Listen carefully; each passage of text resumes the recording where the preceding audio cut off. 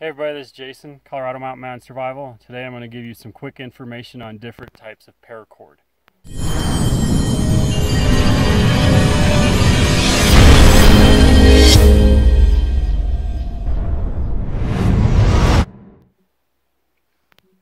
Alright, there's a lot of different paracord out there. Some of it is real and some of it is fake, and I wanted to show you how to tell the difference between some of the stuff that you can buy out there. I'm going to start off with some of the basic paracord that you can find. I usually find it online. This is just really general paracord. I don't know who made this stuff. This is just a short strand. But the way to tell paracord, proper paracord I guess, is it's got an outer sheath. This could be any color you want it to be. You know, they come in every array of different colors you can think of. But on the inside of it, you'll have these little tiny rope inside. Those are separate. There should be 7 strands of those on the inside. The outer casing of this holds, I believe it's rated at, I can't remember, but it was 50, 85 pounds or something like that. And then the inner side is, these ones are rated at 35 pounds. They'll hold 35 pounds each. Pretty much all paracord is like that. Proper paracord, I guess mil-spec paracord. This is not mil-spec. How do I tell the difference between mil-spec paracord and regular run-of-the-mill paracord? Is one of those cords on the inside is a different color. This paracord right here is mil-spec. This one's made by Titan cord, but you can see there will be 6 white strands and 1 off color. This one happens to be candy striped, red and white. See if you can see that. That's a mil-spec. Now that red and white can be any different color. It might be blue and white or green and white or all one color. That is mil-spec, military specification paracord. This is how you know if you're getting pretty good paracord. Paracord typically is rated at 550 pounds, 550 paracord. There is some 750 paracord out there. I think it's got 9 strands or something like that, but it's a little bit thicker than this.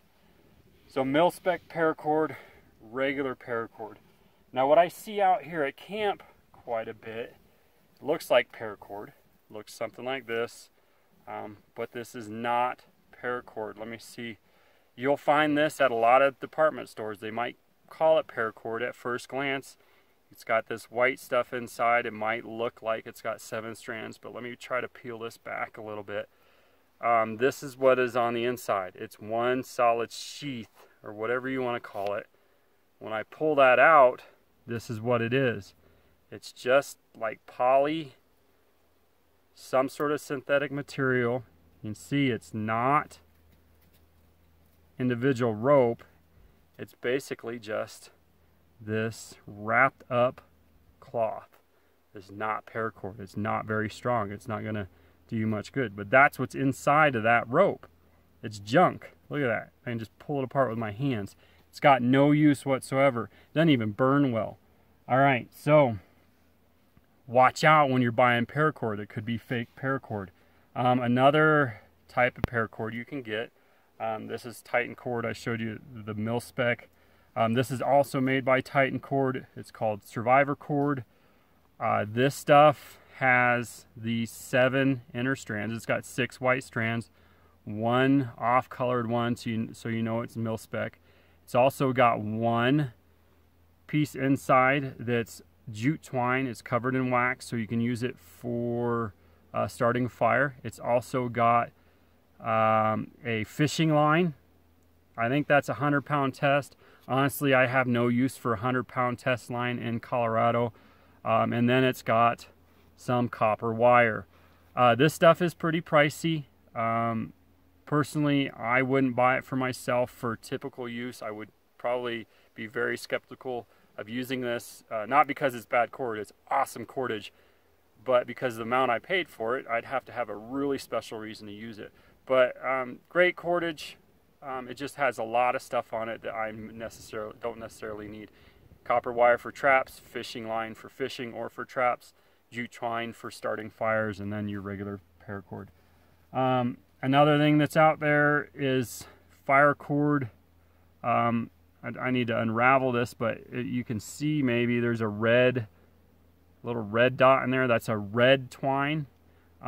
This isn't mil-spec paracord. This is fire cord. That red piece in there can be used as tinder. So there's probably 7 strands in here plus 1 that you can use for tinder.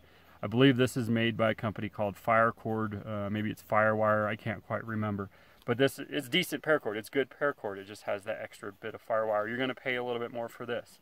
But that's just some quick information on different types of paracord that you can use when you're out looking for paracord. Make sure if you're going to get into doing survival or bushcrafting or anything like that, that you buy proper stuff. Don't go and buy this junk that you can get at most department stores or hardware stores. Make sure it's real paracord. Now, I typically carry with me on a normal outing, I'll carry at least 50 feet of paracord. If I'm doing an overnight, I'll carry 100-foot paracord. If I'm going on a longer trip, I'll carry 200 foot of paracord. Paracord's got a lot of uses. Beware of those survival bracelets that are out there. Some of them are made of fake paracord. So if you're going to buy a survival bracelet and it only costs you a couple bucks, chances are it's made out of this stuff. Make sure, I'm not really sold on those paracord bracelets. They might have some stuff in there for you to use, but you should have your primary, the stuff in your bracelet should be a secondary or tertiary backup to your real gear. Don't rely on paracord bracelets.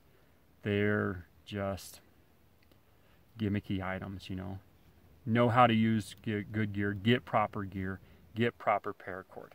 Well, that's it. Hopefully you learned something about paracord today and what you should have out there with you in the woods, and I'll see you again next time.